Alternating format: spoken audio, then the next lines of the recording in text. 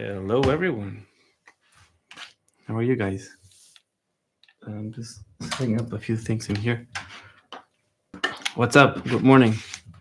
So, you ready for this live about how to play fast? Just checking that the iPad is here in order. Cool. Awesome. We're good. We're good to go. What's up, guys? How are you? All good? Yeah. Good morning. Good afternoon. I don't know where you are in the world. Thank you for taking the time to be here in this live with me. We'll give it a few minutes for people to join in before we dive in, before we start. Okay, so I'll just do a little bit of a sound check here, just to check that everything's okay.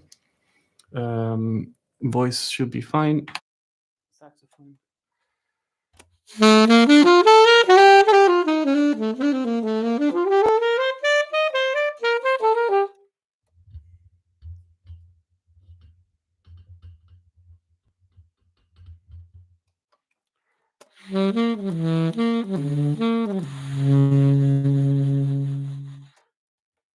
Okay, cool.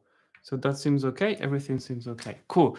Let's also do a test, a chat test. So if you're hearing this, if you're here, just put in the chat where you're from, and let's see, and which saxophone you play: soprano, alto, baritone, or tenor. I mean, that should be in order: soprano, alto, tenor, or baritone. Okay, so just put it in the chat and say hello, hello. I'm Martino. I play alto. Yay. Okay, so just where are you from, and which saxophone do you play? Okay. Where? Awesome. Okay, so we can get started. Now, last week we did a live on embouchure and sound. So we covered a few very important aspects on embouchure and sound. This time in this live, what I want to do is I want to talk about how to play fast and how to improve essentially your speed and your accuracy. I I don't believe there's three steps to anything. There's no three steps to playing faster. There's no three steps to getting a professional sound. There's no three steps in anything in music. The only three steps are the three steps to your door home. Okay, that's it. Because music is a very refined and complex art as any other art. So you need time. So if you get into the mindset of um, of patience, essentially, then you'll get there. Okay. We have Claire. Hey, Claire, you play alto from Essex in the UK. Hey, awesome.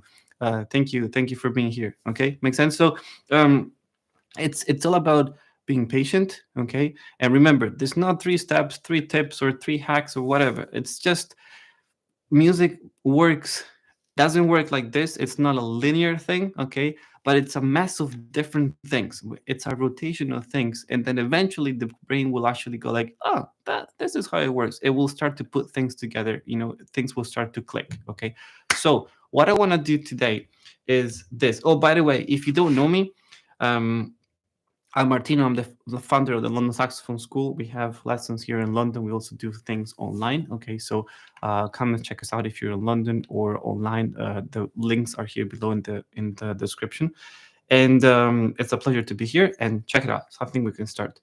Um, can you see my screen here? Okay, so I have a few topics in mind for today, and these are um, isolation of a cell, and then I will explain how everything works, okay, and then what I actually mean with this.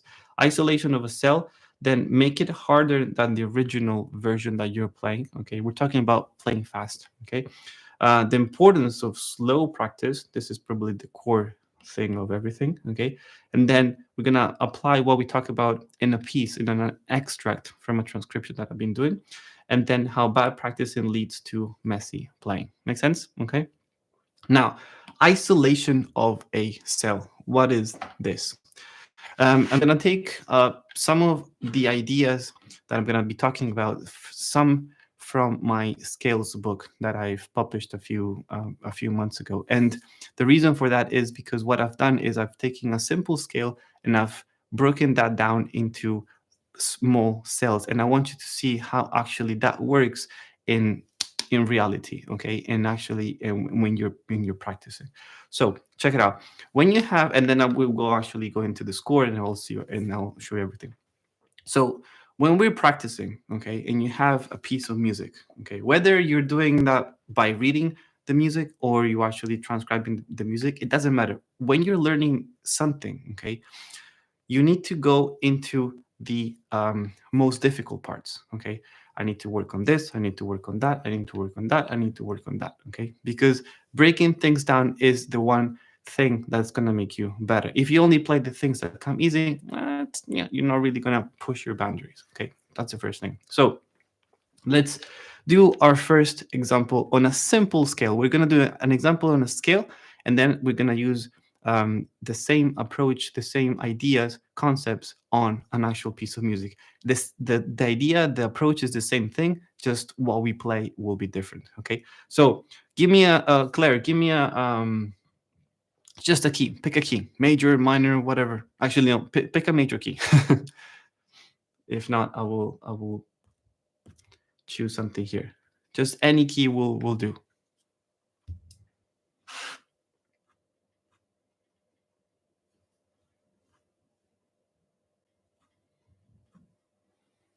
C. Ha. Cool. We like C major. Okay, fine. I love it. Okay. And you will see how easy this thing is. And check it out. So this is taken from my major scales book. Okay. This is a very simple book for thought for beginners. I have major scales for beginners, minor scales for beginners, and then full range scales. And we'll talk about that later. Okay. So C major, easy. Okay. So what we have here at the top is we have our normal C major scale, right?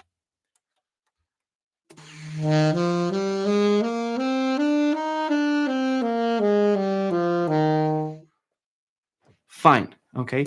Now you could be playing that up and down 100 times a day. Okay. But you possibly will always have the same hesitations, I call them, the same mistakes, um, let's say 99 times out of 100. Okay. So in order for you to clear those up, to refine your playing, to even playing faster, okay, what you need to do is you need to isolate. That's what we were talking about before, the isolation of a cell. You need to isolate a specific part of, in this scale, of a scale, in this case, okay, and drill that as much as possible, and then move on to the next one. And check out what I did in here. So here we have our normal scale, up and down, easy. Okay, so instead of playing that 100 times, what we're going to do is we're going to isolate a few sections. Okay, so what I've done in the first one, I did C, B, C, B. So I took that part there, you know, and I isolated that into the first exercise. Okay, so check it out. You can do it with me if you have your saxophone there with you. That'll be awesome.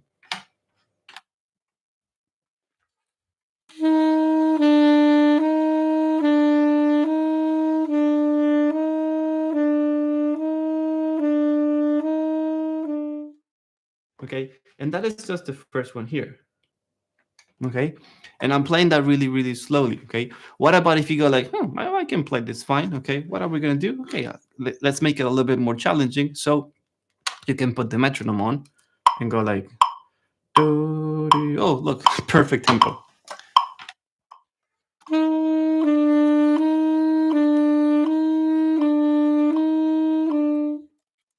Right, so now you're forced to follow a metronome, okay, and you're actually working on your timing, and then after a few repetitions you go like, okay, this is getting easy, and I think I get it, it's fine.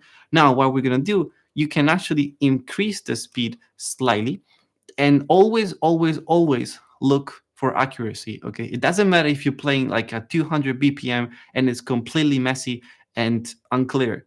Nobody wants to hear that. It's much better to play at 100 bpm but all nice and clear, rather than a complete mess at 200. Makes sense? That's the exaggeration, but that's the point. Okay, so let's say I play a little faster. I'm always looking for that accuracy.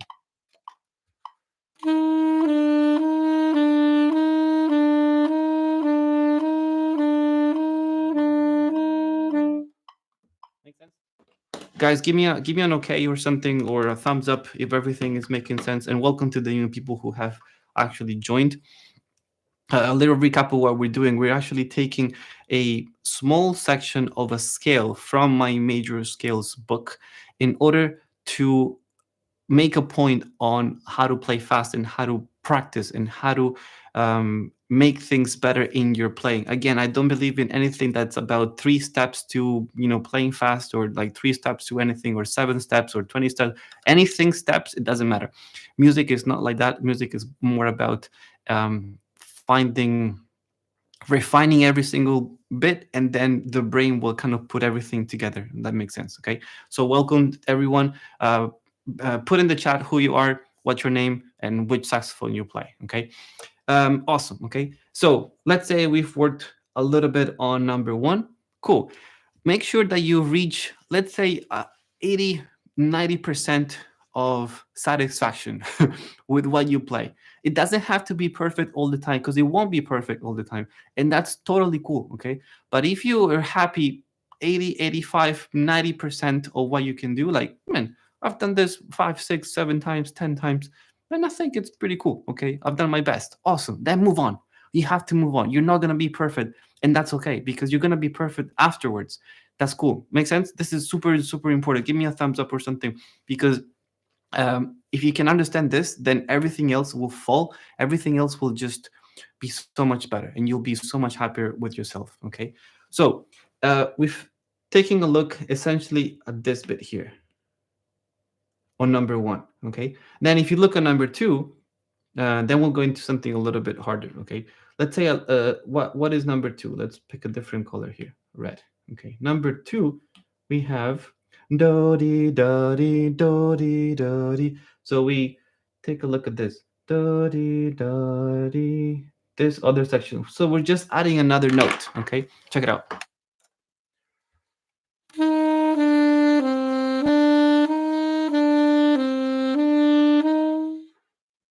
Then I can add the metronome.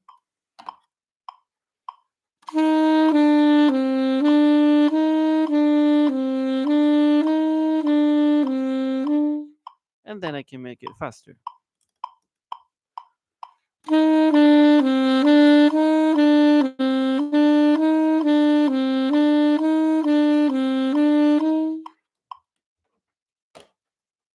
Make sense? Okay.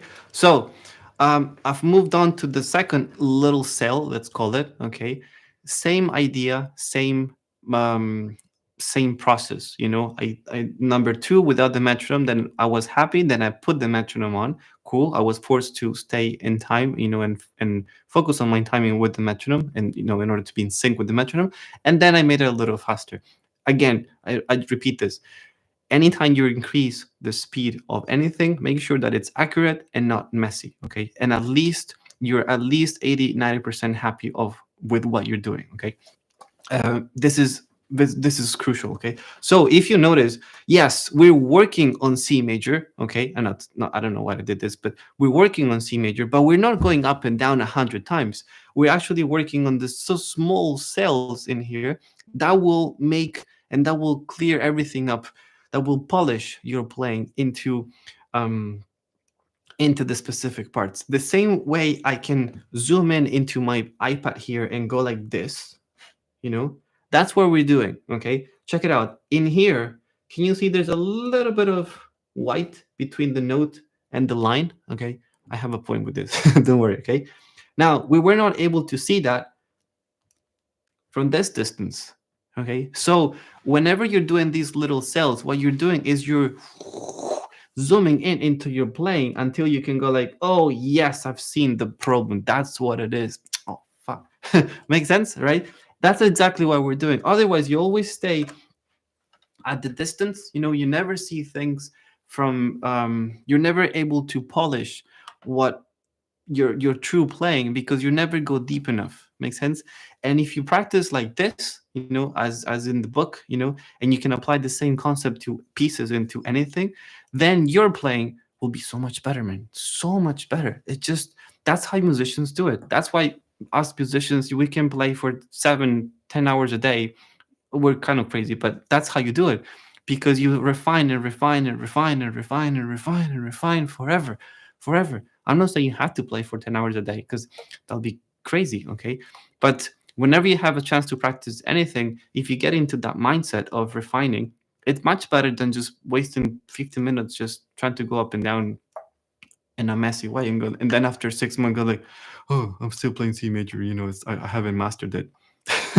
Makes sense? Okay. um, I hope this is clear. Give me a thumbs up or something if this is clear, or a thumbs down if this is not clear. But essentially, this is super important. Okay, super important. If you want to play fast, this is the best thing, because fast playing is just about moving your fingers faster. Okay, but they still have to be accurate. If they're not accurate, then who wants to hear you? No one. Okay, so it's better again to play slower but nicer and more musical, rather than just a bunch of notes that are completely nonsense. Okay, so the other thing I wanted to talk about. Okay, actually, any questions before we go into the next section? We're gonna have a little Q&A at the end, but let me know if there's any questions so far. You can put them in the chat. It's totally cool. No, if not, I'll just move on to the next bit. Okay, now in the next session I have make it harder than the original, and this is the explanation that I'm gonna give you. And for this case, let's use yeah, I need someone else to pick another key for me. So not C anymore, just pick another key. Whatever key you want to pick is fine, and I'll show you something else. Can be anything, can be major, can be minor, anything. It doesn't really matter. It's just to make the point of how you can practice. Another way for you to practice. So just pick a key. Otherwise, I'll pick.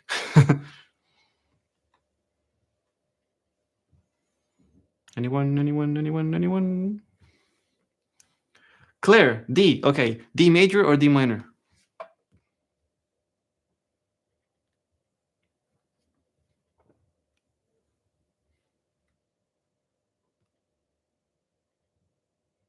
Yay. Okay, D major. Coming up.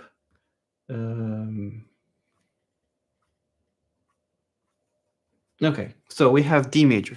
Now I'm gonna take a few examples here from the other book, the full range scales that I have. By the way, there's a scales book bundle. You're gonna see the link here below in the description. You can get all three books at the link in the description, and you will save around.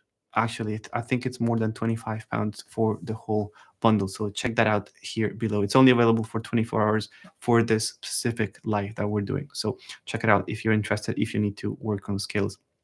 And I think it'll be good because it will give you an idea of how to practice and how to break things down. So it's a good thing to have. So check it out. Ta-da-dum. Okay, we have D major. So this is the full range, so it's a little bit more challenging. Okay, but the concept will still be the same. Okay, now full range, it means that we start from the bottom and then we go up to the top and then we go back to the bottom of the instrument. Okay, but apart from that, it doesn't really matter. Now let's say that you've drilled the. Actually, no. Let me do it this way. Check it out. Okay, so you're working on your full range D major, okay? And you played a few times up and down, cool.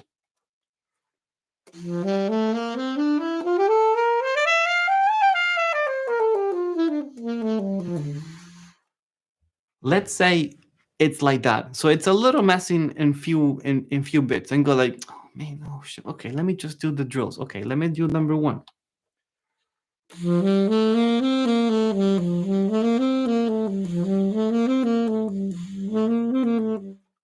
Can you hear it? I'm exaggerating on purpose, okay, just to make the point. So it's not even. It's so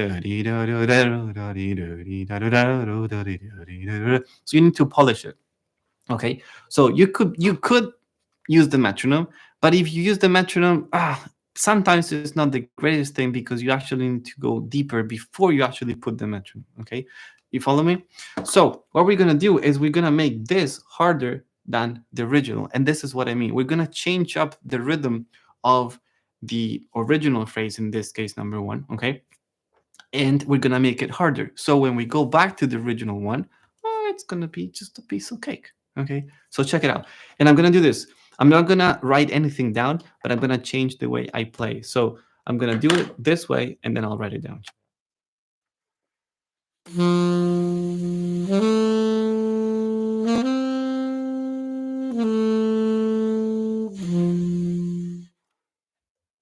Can you see it? So I'm holding the first note long, and then the second one is super quick. Dum, bidum, dum, dum, dum. Okay. The secret is to keep the first note really, really long, because that will give you more time to think about what's coming next. So as you play D, you're playing D, but you're thinking, okay, I need to lift my finger, I need to play E, and then I have to reach F sharp. Okay. You're thinking, you're thinking, you're thinking, you're thinking, and then shoot. Ba-da! Make sense? Okay. That's what's happening in your head. That's what should happen in your head. Check it out. You cannot see me, but maybe check it out. Here.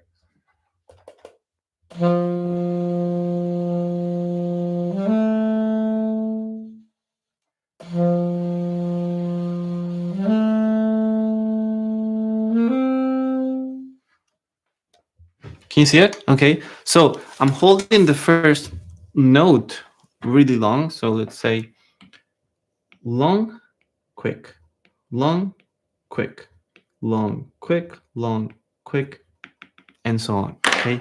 So doing this is exactly the same thing as we did before when we were, zooming in into the iPad, into the PDF. Okay. You discover things that you were not able to see before because it was too large. Now you enlarge it, you zoom in and go like, oh, look, there's a few things in here.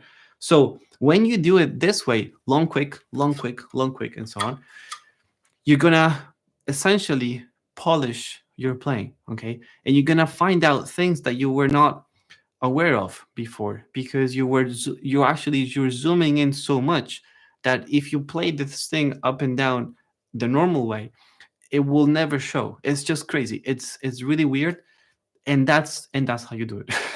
Okay.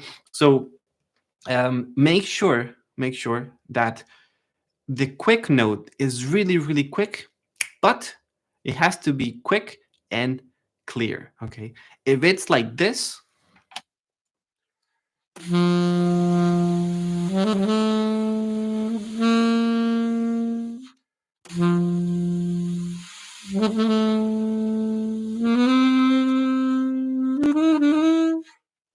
if it's really messy in between, okay, so it's no point. So it's much better to slow the quick note, okay, so everything is actually clear. So this is how I would slow it down.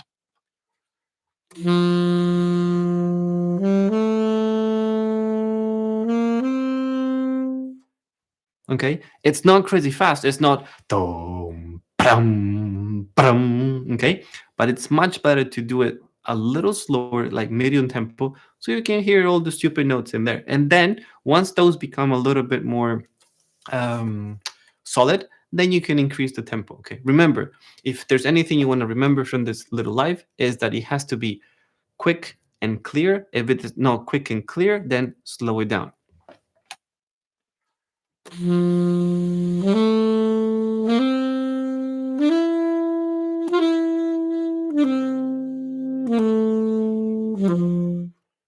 Can you see it? You can hear every single note, and that's the important thing. And if you do it like this, in this case, we're taking the scale in here, okay, as an excuse to play something. But you can apply this concept on any piece of music that you're doing. Even if you have like a sequence of eighth notes, it will still work. It doesn't have to be 16 notes. It can be any sequence of notes that you need to clear up, that you need to refine.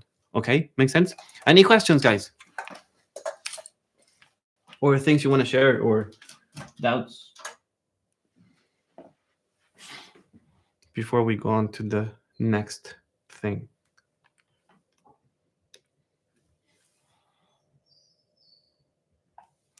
Let me show you. So in the full range version of the book, you have the scale here presented, full range, and then you have all the exercises, that break down the scale in the most difficult passages for that particular scale. And then you have other things in here, which might not be so much for beginners, but it's more for like upper beginners, intermediate, who need to become more advanced. Okay. But then see, you have specific and custom exercises made for that specific key, taking into consideration, okay, what's the hardest thing here in this specific key, where it could be the challenge. So that's how it works. Okay, and this is great because it will teach you how to break things down and how to see music in a different way. It's like how to read in between the notes, how to read in between the lines, if that makes any sense. Okay. uh cool. So now what I want to do, okay, and think about any questions or anything if you have any. um Boom. Okay, so that's that. Now the importance of slow practice, we kind of touched on it, but I want to say something very important now.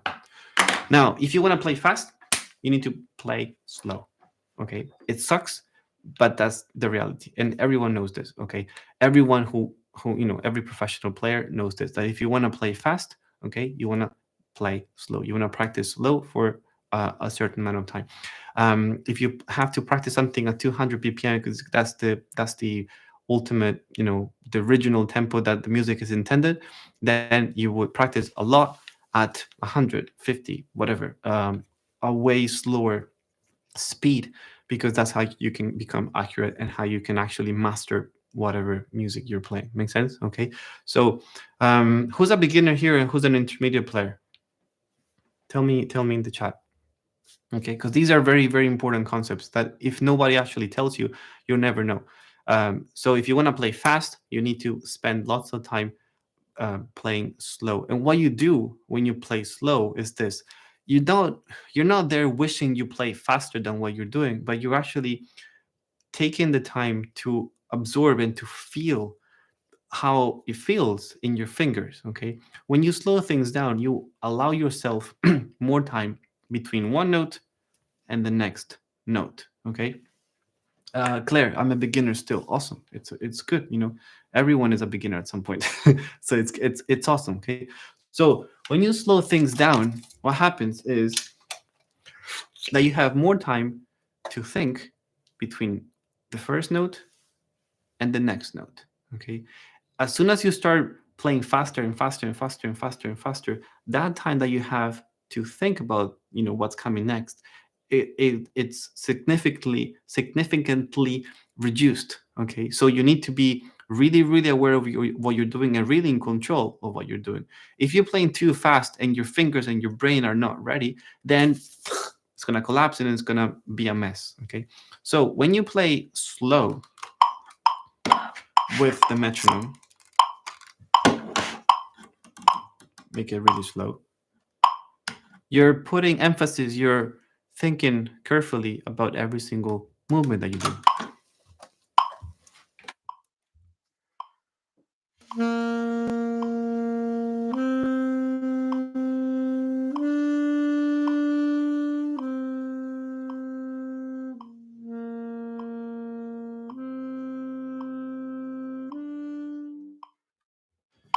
I'm playing very simple G A B, okay? But it's to make the point, and I practice like this probably way more than I practice fast, because I know that if I do this, then my fast playing will become better. Okay, so beginner, intermediate, advanced, professionals, anyone has to practice slow in order to become better at playing fast. Okay, and then if you're then playing at a particular fast speed, it is not clear, and you go like, oh shit, it's not clear as I wanted. What do? You do the rhythmic variations that we saw before: long, quick, to zoom in and and drill and refine. That's how it is. Okay, so but you never start practicing something fast, you practice it slow. And then with time, you increase the tempo. Make sense? Okay. Super, super important. Okay. Now I want to show you something else that so you can see this in practice in an actual piece of music. Okay, so we've done this. Now the application in a piece is this. Let me just find it. It's here at the end. Okay. So a while ago, I transcribed a really amazing solo by Wynton Marsalis, who who does an amazing, incredible solo on "Happy Birthday." You can find it on YouTube if you just type Wynton Marsalis "Happy Birthday." You'll find it. It's amazing, and the score is actually coming out very soon. And I learned that whole thing by ear. It took me a long time because I had babies and stuff, and so it's life and commitments and stuff, but I did it. So everything by ear. Now I'm writing the whole thing down, and it's like I have to relearn, but that's something else. So this little thing, it's an extract from the fastest section that he plays. I don't know actually what the tempo is, but it's like crazy, crazy fast, and it goes something like this.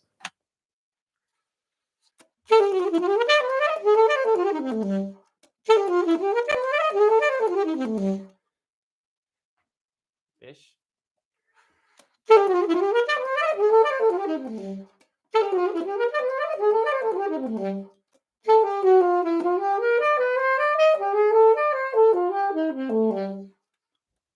Right? You have no idea. You have no idea how long it took me to work on this bit, and the following sections as well. It drove me crazy. It was like 9 months of work on this slow, quick, slow, quick, slow, slow, slow, slow, refining, refining, slow, slow. Oh, it was crazy. Anyway, so let's check it out. Okay, this is it. I'm gonna play really, really slowly.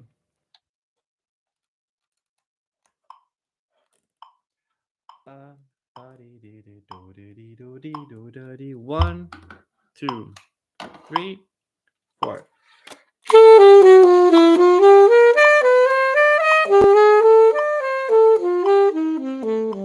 Again.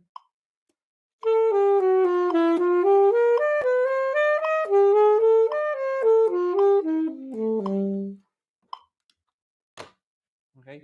Now, don't be intimidated by the difficulty of this thing, because I'm not gonna lie, it's crazy hard. Okay, it's very, very hard. But again, you can apply what we talk about in here to anything that you're working on. Maybe not on Twinkle Twinkle, but to any beginner friendly pieces, to anything that you're doing. Even as we talked about scales and everything. It's about the concept more than what you actually play and the mindset that you have. So check it out.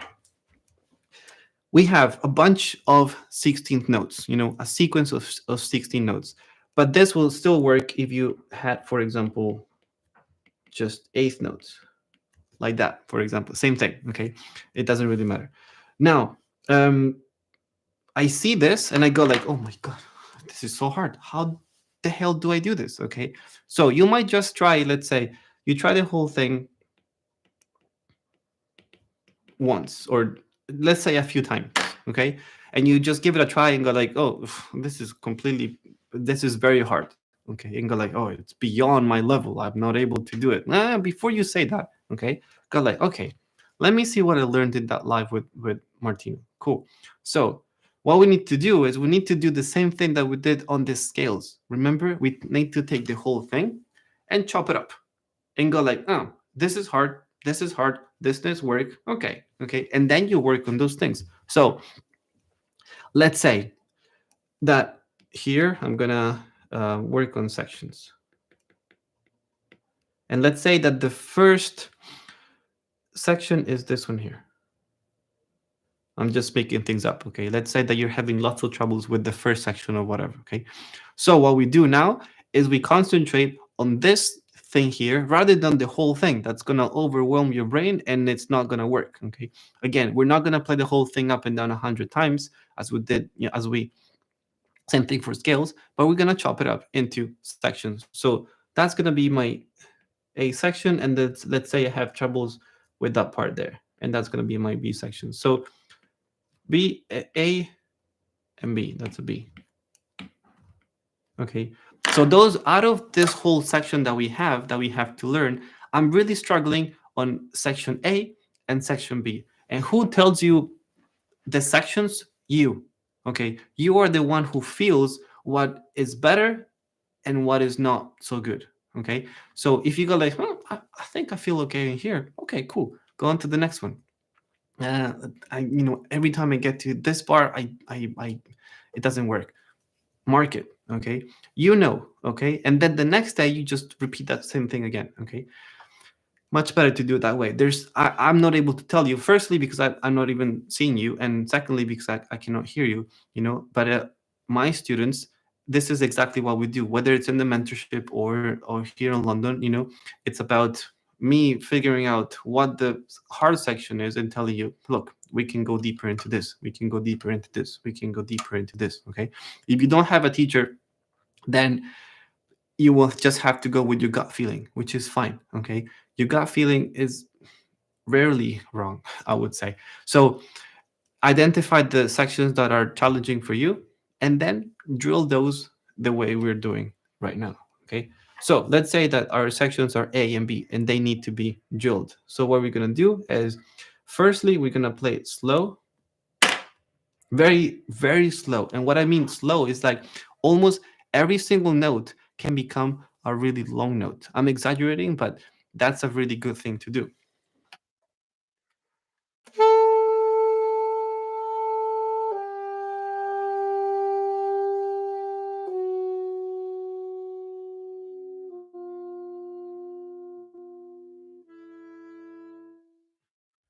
And so on. Okay, so essentially every single note is becoming a whole note. Boom, boom, like this. Okay, um, out of tempo. We're completely out of tempo. There's no metron. There's no timing. There's no anything. We're just trying to get the notes under our fingers and to understand exactly what we're playing. Okay, so we're playing slow. Let's say whole notes. Okay, then after this, what can we do is we can go straight into playing the rhythmic variation that we looked at before, which is the long quick thing. So the first one really, really long, and the second one really, really quick. So we're gonna go long, quick, long, quick.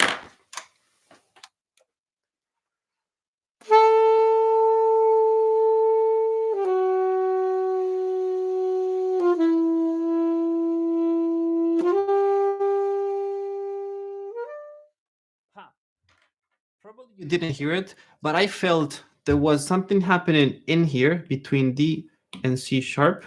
Oh, come on. Here and also here. I wasn't really happy. So there's always room for improvement on whatever you're doing at whatever level. Okay. So what I'm gonna do is, because I found out that those little things could actually be improved, I'm gonna pay more attention when I get to that.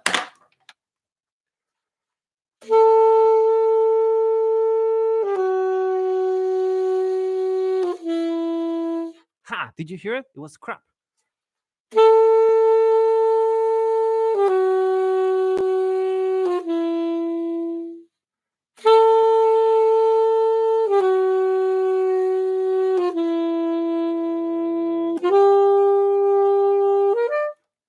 Cool.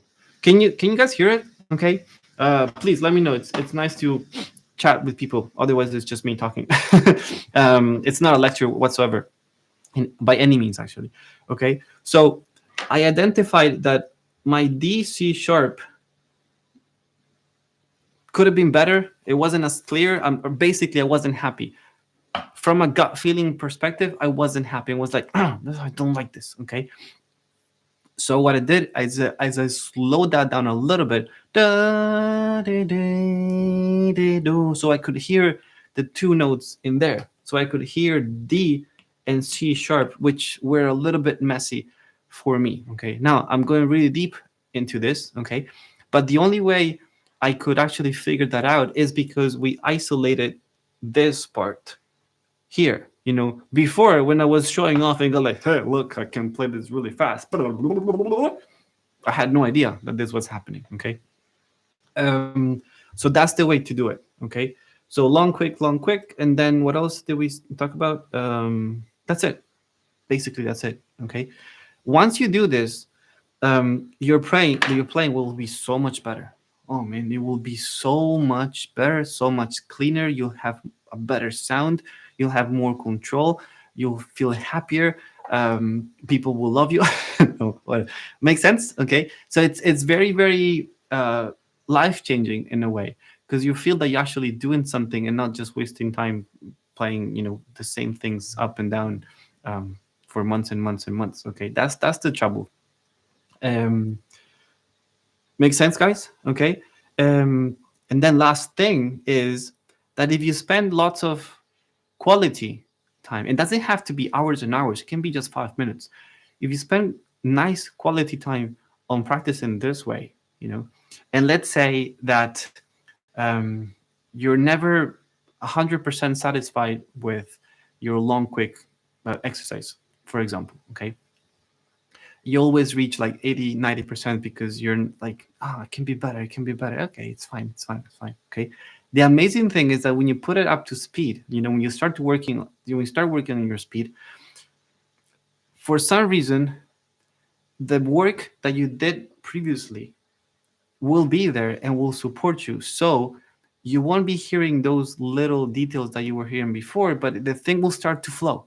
It will start to flow and it will just start to work. Okay. So to give you an example, if I spend, let's say a week on this, okay, and after a week I'm not happy with that because I'm not happy, okay, then I go like, okay, fine, I've done this for a week, I'm kind of tired, I've reached the 80, 90% of what I can do, okay, let's start working on speed, okay, and let's just put it up to speed. When I do that, somehow that will magically start to get resolved. It's crazy, but it's true. Check it out.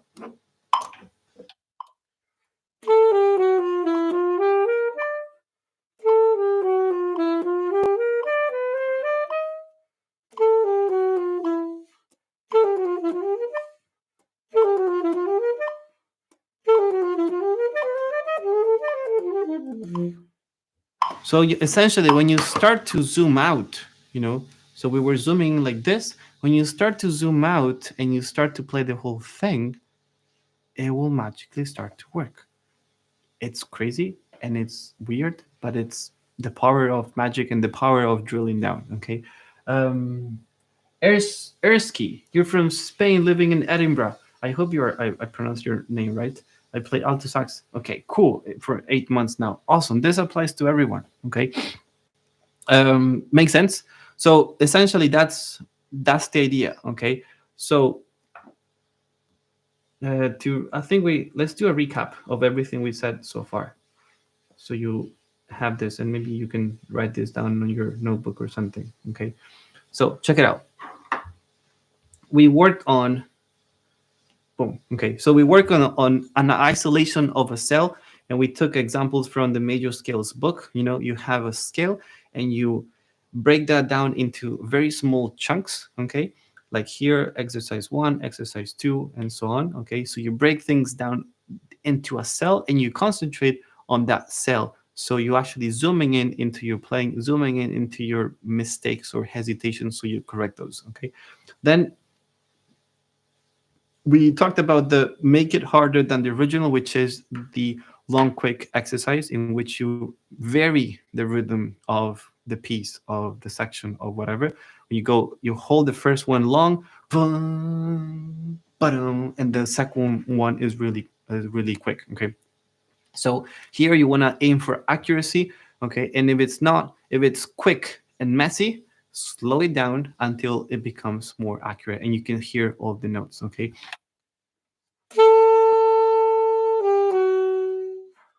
rather than make sense. Okay, always look for accuracy, and if you're able to do that at a really fast speed, awesome. If you're not, slow it down until you can hear all the notes. Okay, then we talked about the importance of slow practice. Slow practice is what everyone does. Advanced players and professional players, we all do that because we know that if you practice slow, then when you practice fast and you're aiming for a faster speed, everything will be there. You'll feel it. You have more control. Okay, and what slow practice does is allows you more time to have, it allows you to have more time between one note and the next note. Okay. If you play fast, you're going to have very little time, very reduced time in between notes, and that's where you have to have mastery of whatever you're doing. Okay. But if you slow things down, you're going to have lots of time to think between this and the next thing that you have to do. So it's very important that you do it. Feel it in your fingers, feel it in your brain, and be patient with what you're doing. Okay. Then last one is we applied all these concepts into the Winter Marsalis solo transcription, the crazy tune that we just looked at, and we applied the same, the same things. I tend to lose it a lot. Here it is, right? And we identified. Firstly, we played the whole thing up and down a few times, and just to have a general idea. Okay, let's actually put here general idea. Okay, and then go like, oh crap, this I really struggle on part A and part B. Okay, now let's drill those sections down, and we're gonna play every note as a whole note. So every note as a really long note, just to get the notes down into your fingers. So you're expanding the time that you have.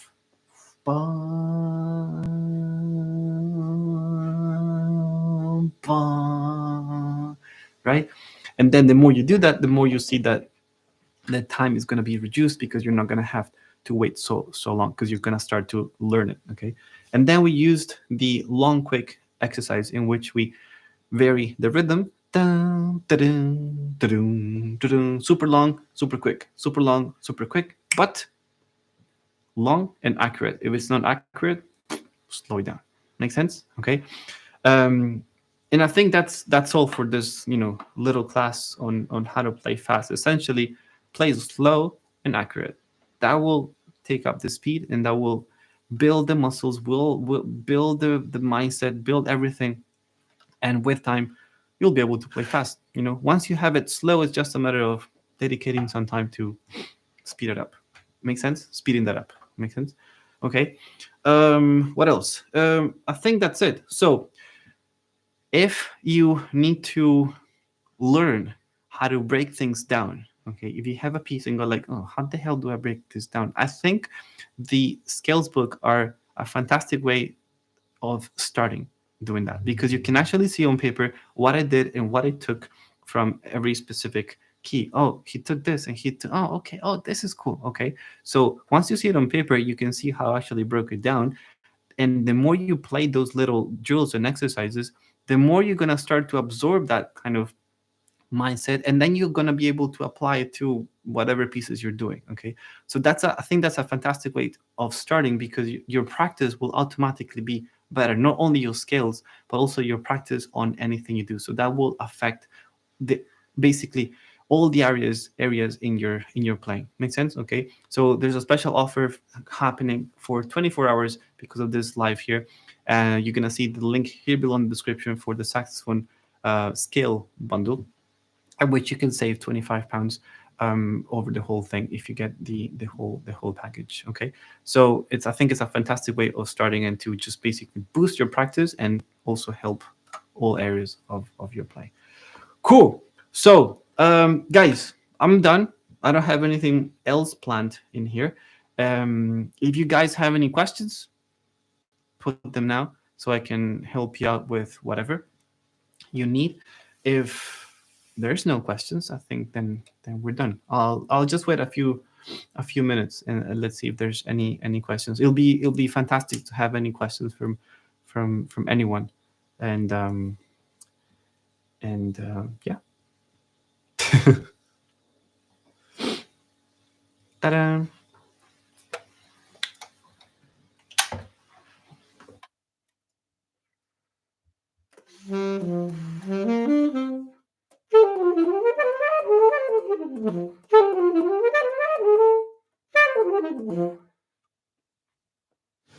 How do you practice dexterity?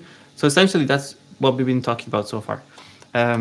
It's if you do a combination of all these things that we've been doing, so we've been talking about so far, that's how your dexterity and your finger accuracy will improve. It's about playing slow, and about varying the rhythm of the original phrase. Dun, dun, dun, dun. So every single movement of the fingers becomes part. You're able to control every single movement of the fingers. Okay, it's not left to chance, but you actually know exactly what the hell is happening on every single movement. And if you do it this way, then you're gonna have control on every single finger, and playing faster will help a lot. So if you do everything that we talked about in here, and you do it, you spend essentially you spend quality time on that, then it will start to show in your playing. Okay, if you just do it once a week or just once a month, it won't do nothing. Okay, but if you do it on a regular basis, maybe say even just 5 minutes a day. I'm not saying you have to do it for hours and hours.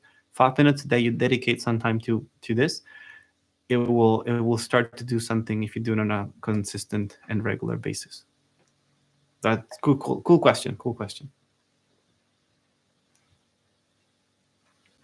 Anyone else? Claire, anyone else? Because you were engaging quite a lot.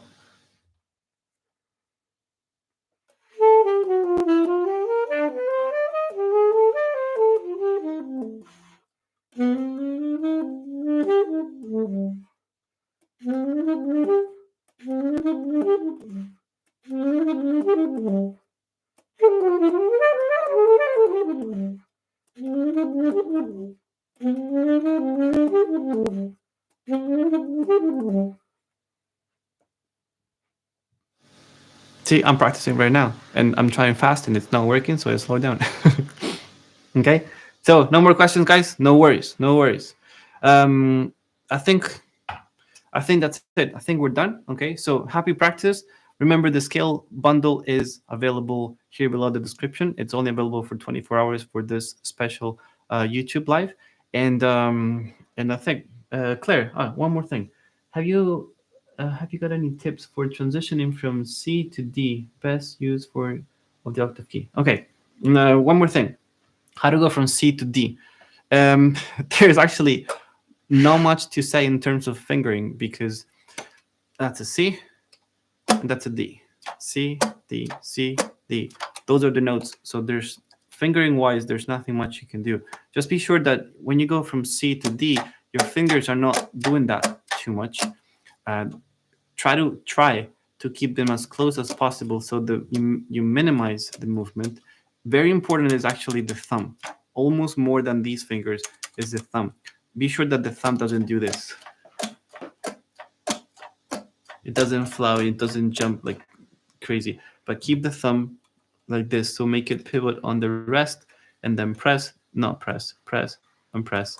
Do, do, do, do, do, do. That does quite a lot of improvement. Okay, and then make sure to support from here in order to keep the D happening. Okay, that's all essentially for C for going from C to D. Okay. I hope that helped. If you guys have any questions, feel free to email me or to reach out on Instagram or Facebook or whatnot. And yeah, it was a pleasure. Thank you so much, guys, for sticking around. Remember, the Scales book bundle is available for 24 hours, so check it out here below in the description. And that will be a fantastic way to get started on how to break things down into, firstly, know your scales better, and improve your playing, your general playing, with very specific things, and super easy. Okay. Thank you, guys. See you soon.